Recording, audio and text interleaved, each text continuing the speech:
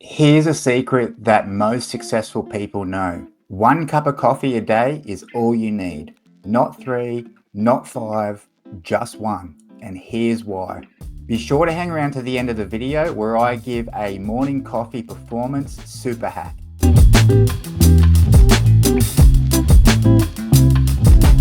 Hello everyone, welcome back to another video at Renewable Mind. My name is Damien and this channel is dedicated for those of us who do not want to be average, for those of us who are looking for performance, mental enhancing tips to improve our lives each and every single day. Let's get straight into the 3 reasons why smart people only drink 1 coffee per day. The number 1 reason is going to be focus over frenzy.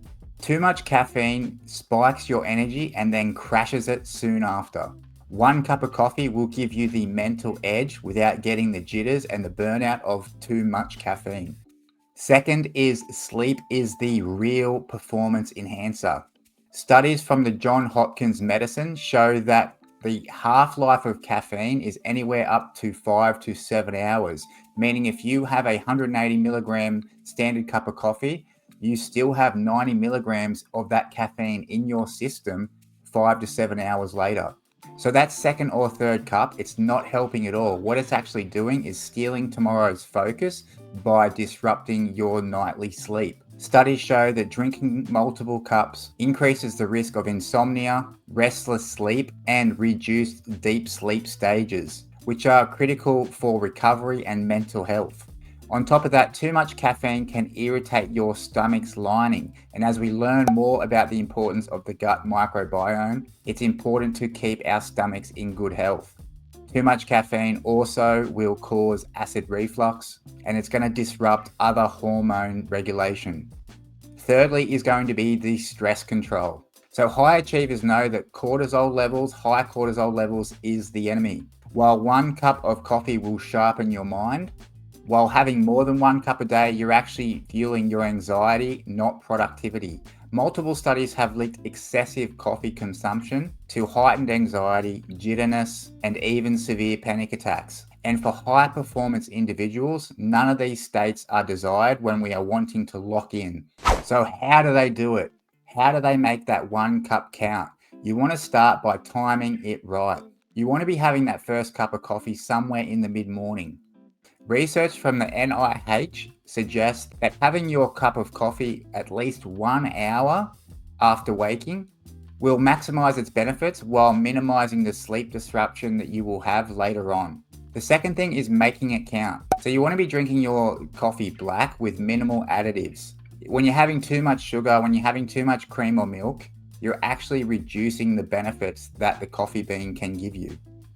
A big one that a lot of people miss, especially when you are having these cups of coffee soon after waking, is you want to be hydrating first.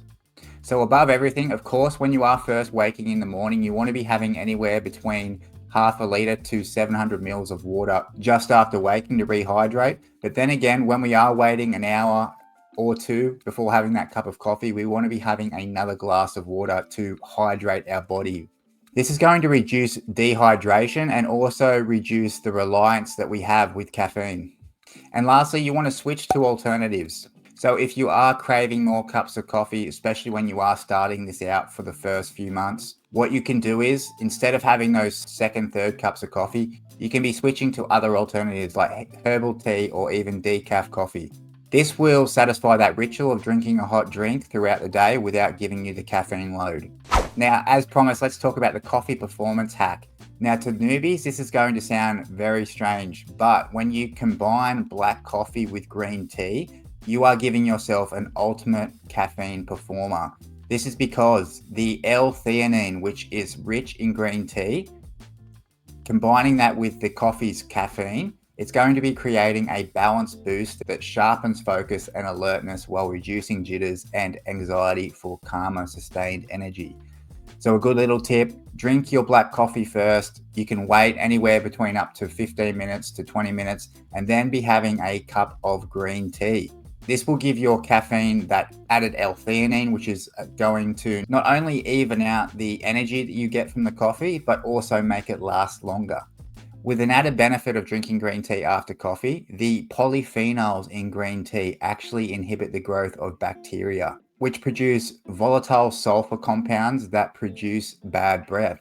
If you haven't noticed before, maybe you have a colleague who drinks a little bit too much black coffee, but black coffee, drinking coffee, can be very closely linked to having bad breath. So when you are drinking this green tea after drinking your coffee, you are preventing this bad breath bacteria to grow, while at the same time giving your mouth antioxidant and microbacterial benefits. So there we have it for today's video. I hope you all learned something. I would be very interested to know in the comments below how you are currently drinking your coffee, whether you are drinking it with milk, whether you're drinking it with sugar, how many coffees are you currently having a day? Hopefully this video gives you some insight as to why you should be reducing that coffee intake back to just 1 cup of coffee a day. If you enjoyed this video, hit the like button. If you want to watch one of my 3 new weekly uploads, hit that subscribe button, hit that notification bell, and I'll see you in here next time at Renewable Mind.